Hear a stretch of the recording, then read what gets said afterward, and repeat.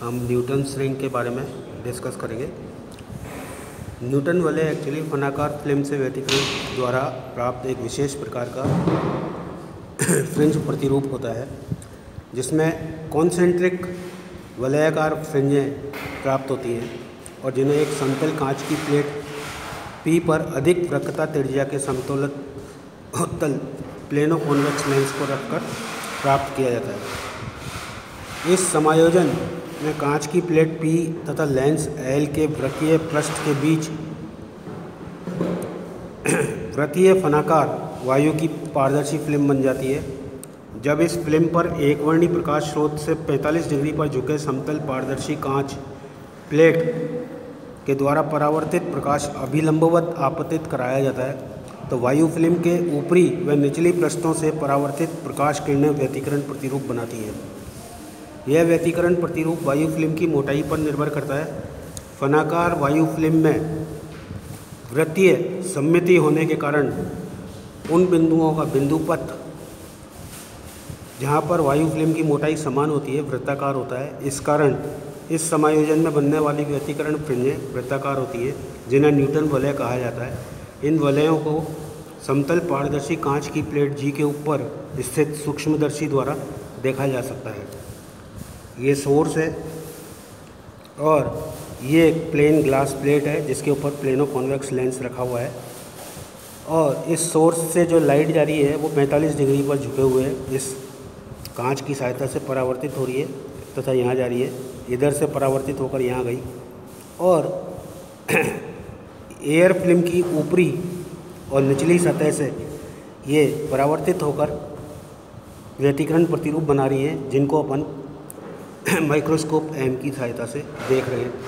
अपने को माइक्रोस्कोप से देखने पर इस तरह की फ्रिंजें दिखाई देती हैं।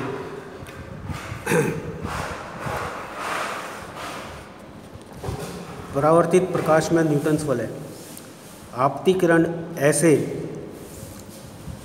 वृत्तीय फनाकार वायु फिल्म के पृष्ठों द्वारा परावर्तित किरणें AR1 BC R2 हैं। एक तो AR1 है और एक BC R2 है तथा इन परावर्तित किरणों के मध्य पथांतर, जैसा कि अपन ने वेव शेप फिल्म में देखा था, 2μt cos theta plus r के बराबर होता है, जहाँ परावर्तन स्थान पर फिल्म की मोटाई t है तथा फिल्म के माध्यम का अपवर्तनांक μ है। वायु के लिए μ = 1।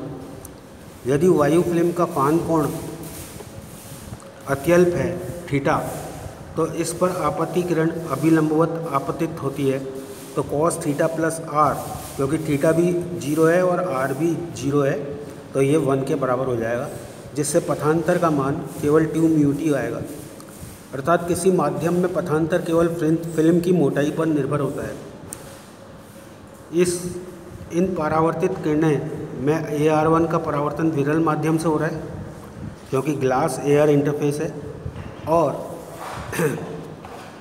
BC R2 का सघन माध्यम से, क्योंकि एयर ग्लास इंटरफेस है। इस अंतर के कारण इनके मध्य एक अतिरिक्त पथांतर λ/2 स्टोक्स के नियम से उत्पन्न हो जाता है। अतः परिणामी पथांतर 2μt - λ/2 होता है। जब परावर्तित किरणों में परिणामी पथांतर 2n - 1 λ/2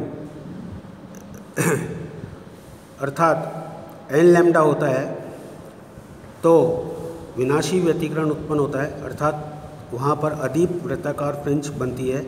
यदि इस बिंदु पर फिल्म की मोटाई Tn है, तो अदीप्त फ्रिंज के लिए प्रतिबंध आ जाएगा 2μTn = n लैम्डा, जहाँ n = 0, 1, 2, 3। इसी प्रकार वे बिंदु जहाँ पर परावर्तित किरणों में परिणामी पथांतर n लैम्डा अर्थात n - ½ लैम्डा होता है, वहाँ पर संपोषी व्यतिकरण से nवीं प्रदीप्त वृत्ताकार फ्रिंज बनती है। अतः nवीं प्रदीप्त फ्रिंज के लिए प्रतिबंध है 2μTn = n - ½ लैम्डा, जहाँ पर n की वैल्यू 1, 2, 3 है। वायु की फिल्म के लिए अदीप्त फ्रिंजों की स्थिति पर 2Tn = n लैम्डा व दीप्त फ्रिंज की स्थिति के लिए 2Tn = n - ½ लैम्डा हो जाएगा। अदीप्त एवं प्रदीप्त वलयों के व्यास मानव उपयोग में लिए गए समतलोत्तल लेंस की वक्रता त्रिज्या r है। ये अपना समतलोत्तल लेंस था, इसकी वक्रता त्रिज्या मान लीजिए r है, तथा लेंस L का वक्रता केंद्र C है जैसा कि दिखाया गया है। माना प्रकाश किरण के आपतन बिंदु A पर, A आपतन बिंदु है पर वायु फिल्म की मोटाई Tn है, ये जो थिकनेस है ये Tn है, जो EO के तुल्य है, EO के बराबर है। यहाँ पर nवीं फिल्म फ्रिंज बनती है जिसकी त्रिज्या Rn = EA है, Rn = EA है। पाइथागोरस की प्रमेय से EA² = CA² - CE² और EA बराबर Rn है, तो Rn² = कैपिटल R² CA बराबर कैपिटल R माइनस CE को हम लिख सकते हैं CO माइनस EO का whole square R² minus R minus EO का मान Tn के बराबर है, तो Tn का होल स्क्वायर।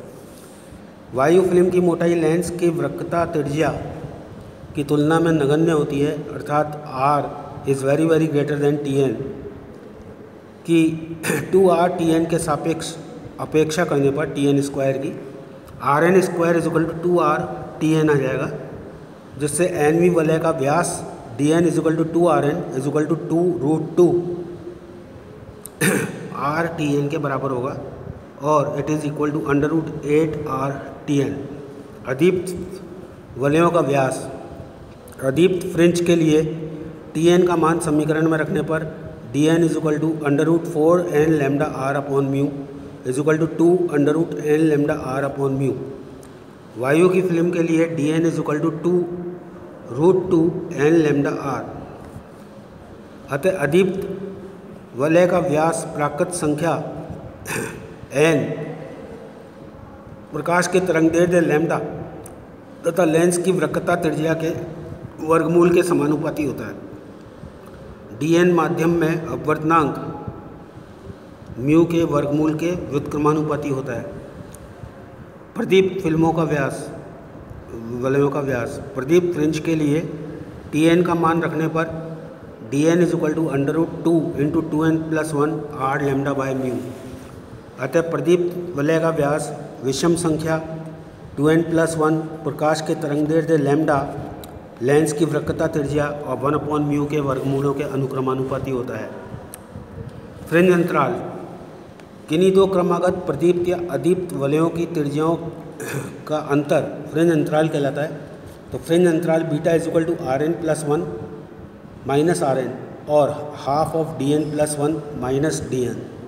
अदीप्त फ्रिंज वलयों का फ्रिंज अंतराल हो जाएगा बीटा = √n+1 -√n × √4R λ/μ। अतः वलय क्रमांक n में वृद्धि होने के साथ अदीप्त फ्रिंज अंतराल कम होता जाता है और अदीप्त फ्रिंजें निकट आती जाती हैं। इसी प्रकार प्रदीप्त फिल्मों का फ्रिंज अंतराल बीटा = √2n+3 -√2n+1 × √2R λ/μ। यह भी n में वृद्धि होने से कम होता जाता है और प्रदीप्त फ्रिंजें भी निकट आती जाती हैं। पारगमित प्रकाश में न्यूटन वलय, जब वृत्तीय फनाकार वायु फिल्म पर प्रकाश किरण ऐसे अभिलंबवत आपतित होती है तो आयाम विभाजन द्वारा इसका कुछ भाग परावर्तित तथा शेष भाग अपवर्तित हो जाता है। वायु फिल्म के निचले पृष्ठ B से अपवर्तन तथा पारगमन द्वारा T1 तथा T2 पारगमित किरणें प्राप्त होती हैं। इन पारगमित किरणों के मध्य पथांतर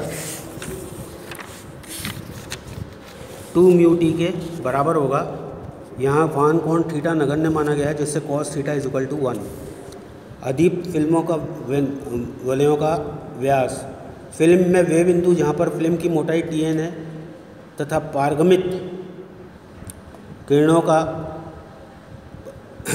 पथांतर n+12 लैम्ब्डा होता है, वहाँ पर विनाशी व्यतिकरण उत्पन्न होगा, अर्थात वहाँ पर वृत्ताकार फ्रिंज अदीप्त दिखाई देगी।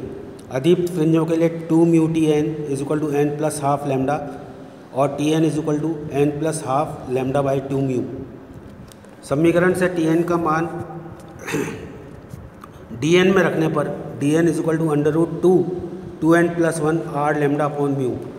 प्रदीप फिल्मों का व्यास, फिल्म में बिंदु जहाँ पर मोटाई Tn है तथा पारगमित किरणों का पथांतर n लैम्डा के बराबर होता है, वहाँ पर प्रदीप फ्रिंजें बनती हैं। That is 2 mu Tn is equal to n lambda, या Tn is equal to n lambda upon 2 mu, जिससे Dn की वैल्यू आ जाएगी √4n lambda r upon mu. परावर्तित तथा पारगमित किरणों से बनने वाले प्रदीप्त तथा अदीप्त वलयों में से यह ज्ञात होता है कि जहाँ पर परावर्तित प्रकाश किरण द्वारा प्रदीप्त वलय बनते हैं वहाँ पर पारगमित प्रकाश द्वारा अदीप्त वलय, तथा जहाँ परावर्तित प्रकाश में अदीप्त वलय बनते हैं वहाँ पारगमित प्रकाश में प्रदीप्त वलय बनते हैं। अतः पारगमित प्रकाश द्वारा व्यतिकरण प्रतिरूप परावर्तित प्रकाश द्वारा बने प्रतिरूप का कॉम्प्लीमेंट्री होता है। Thank you.